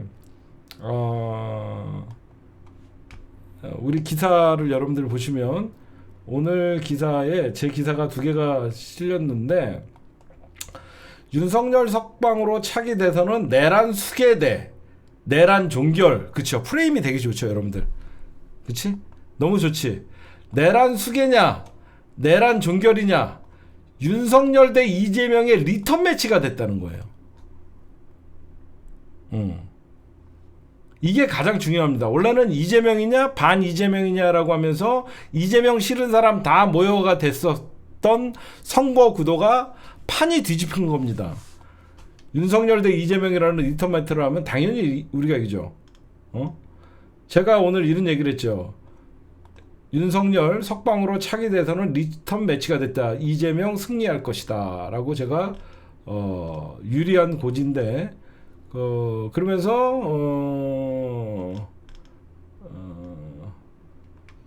여기서부터 읽어보면 제가 좀 성견지명이 있죠. 이 대표는 그러니까 이종원을 저를 얘기하는 거예요. 이종원이라고 해서요. 그냥 이 대표 하면 이재명 같잖아요. 이 대표는 석방 직후 시사타파TV 심층 분석을 통해 윤석열 석방에 충격받고 놀랐겠지만 정치공학적으로만 따진다면 민주당과 이재명 대표에겐 유리한 일이다. 이라면서 윤석열 석방돼서 밖에서 활보하는 순간부터 차기 대선은 윤석열 대 이재명의 선거가 되었다고 주장했다. 그는 지금 난감한 건 국민의힘 대선 주자들이라면서 윤석열이 경선에 영향을 줄 수밖에 없다 하면서 조기 대선이 이재명 대 반 이재명의 선거로 전망됐으나 윤석열이 풀려나는 순간부터 내란 세력 대 내란 종식 세력, 내란 수계대 윤석열 대 내란 종식할 이재명의 구도가 된다라고 부연했다. 또한 리턴 매치가 시작됐고 친이 쿠데타를 용납 못하는 국민 정서로 이 리턴 매치는 이재명 대표가 이길 수밖에 없는 선거다라고 제가 분석을 하자 이제 저의 분석을 다른 사람들이 좀 뒷받침해주는 그런 겁니다. 분석 잘했죠. 그렇죠? 분석 잘했죠. 그래서 여러분들이 오늘 시사타파 뉴스 여러분들 버릴 게 없는 뉴스죠. 아직 잘 모르시는 분들을 위해서 시사타파 뉴스 다음과 네이버에 검색하시면 버릴 게 없는 뉴스. 저희는 인터넷 신문 윤리위원회 심의 규정을 준수하지 않습니다. 그걸 왜 준수해? 제가 제일 싫어하는 게 기계적 중립이에요. 맨날 경고장을 받아요. 선거 때마다 시사타파 뉴스 왜 국힘당 얘기는 욕만 있고 민주당 아니 왜 언론이 중립을 지켜야 되는데? 언론은 진실과 정의를 보도하면 돼요. 그렇죠? 아니 언론은 진실과 보도를 보도하면 되잖아요. 그렇죠? 그러니까 여러분들이 이 기사 많이 퍼날라 주세요. 알겠죠? 이 기사 여러분들 많이 퍼날라 주시기 바랍니다. 이 기사 많이 퍼날라서 많은 분들이 좀 볼 수 있게끔 퍼날라 주시기 바랍니다. 네, 저희 시사타파 미디어, 시사타파 뉴스는 여러분들의 소중한 ARS로 취재하고 저희 언론사가 운영되고 있으니까 여러분들 ARS 1877, 1876 30초면 가입합니다. 아직 가입하지 않은 분들 저희 ARS 숫자 목표는 소탈해요. 3,000명. 소탈하게 3,000명이 목표고요. 저희 멤버십은 1,000명. 멤버십은 지금 시작한 지 얼마 안 됐는데 300명을 넘어섰고요. ARS는 아직 50% 가까이 아직 3,000명인데 1,500명이 조금 안 돼요. 50% 정도 도달을 했고 구독자는 계속 늘고 있고요, 여러분들.